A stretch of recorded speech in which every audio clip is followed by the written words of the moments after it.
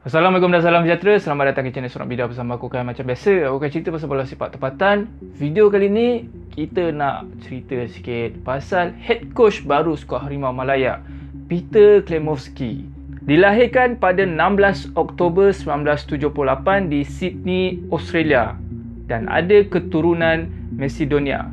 So sekarang ni berumur 46 tahun. Sebagai player, Klemovsky bermain di posisi midfield bersama dengan beberapa kelab di Australia, antaranya Rochdale City Sun dan Bonnyrigg White Eagles. Tapi disebabkan kecederaan berpunca daripada aksiden kereta, so dia tak dapat tempat dalam skuad kebangsaan Australia.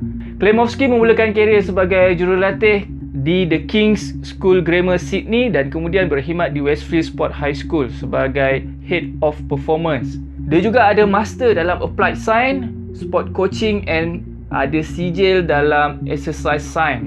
Dia berjaya komplitkan Pro License sebagai jurulatih pada tahun 2016. Perjalanan sebagai coach profesional, Klemovsky berjaya menjadi assistant coach di klub Greece Panathinaiki pada tahun 2008. Lepas tu kembali ke Australia untuk berkhidmat sebagai fitness coach untuk beberapa kelab, Perth Glory, Adelaide United dan Melbourne Victory. Dia mula mendapat highlight dalam kerjaya kejurulatihan bila dilantik sebagai assistant coach skuad kebangsaan Australia, membantu Ange Postecoglou. So Klemovsky berjaya membantu skuad kebangsaan Australia menjuarai Piala Asia AFC pada tahun 2015 dan terlibat juga dalam World Cup 2014 dan Confederation Cup pada tahun 2017.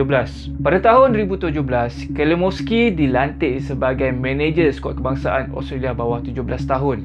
Dia memperkenalkan sistem selection yang baru dalam skuad kebangsaan Australia bawah 17 tahun ni digelar sebagai Elite Games. So prosesnya, Klemovsky mengumpulkan semua top player muda di wilayah-wilayah di Australia untuk beraksi dalam match yang di tahap tertinggi pada pertengahan minggu. Semua match ni dapat diakses oleh staf skuad kebangsaan. Seterusnya, Klemovsky berjaya membentuk satu skuad elite untuk kelayakan AFC. So hasilnya, pasukan kebangsaan Australia bawah 16 tahun berjaya mencipta rekod tanpa kalah dalam pusingan kelayakan AFC Under-16 di Mongolia. Pada tahun 2018, Klemovsky join Yokohama F Marinos di J-League sebagai assistant coach. Sekali lagi bekerjasama dengan Postecoglou, membantu kelab ni memenangi J1 League buat pertama kali dalam 15 tahun. Pada Februari 2020, Klemovsky dapat offer sebagai head coach untuk kali pertama dalam kerjaya profesional dia sebagai manager untuk kelab Shimizu S-Pulse yang bermain di J1 League. So dia ditugaskan untuk develop semula tim ni dan menerapkan DNA menyerang dalam tim. Kali pertama sebagai head coach, dia agak struggle. Lebih-lebih lagi bila time COVID, dia pula ada masalah kehilangan player.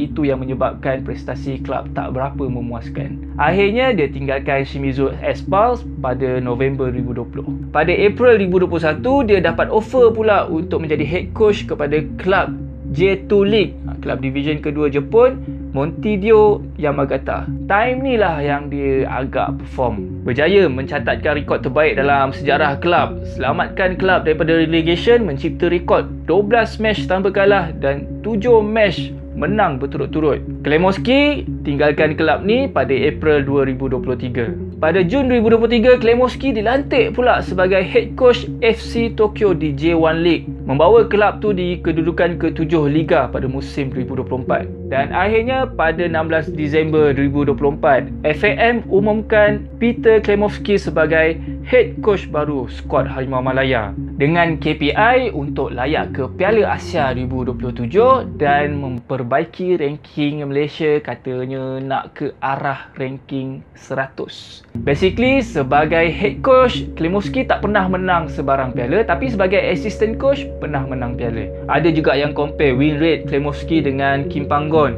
Memang tak dinafikan agak rendah daripada 175 match, 66 kali menang dengan peratus 37.71. Berbanding Kim Panggon, total 261 match, peratus kemenangan 49.04%. Hopefully Peter Klemovsky ni lagi baik daripada the professor naik Lohovi ganda. Aku rasa itu je untuk video kali ni. Kita jumpa lagi on the next video. Assalamualaikum dan salam sejahtera.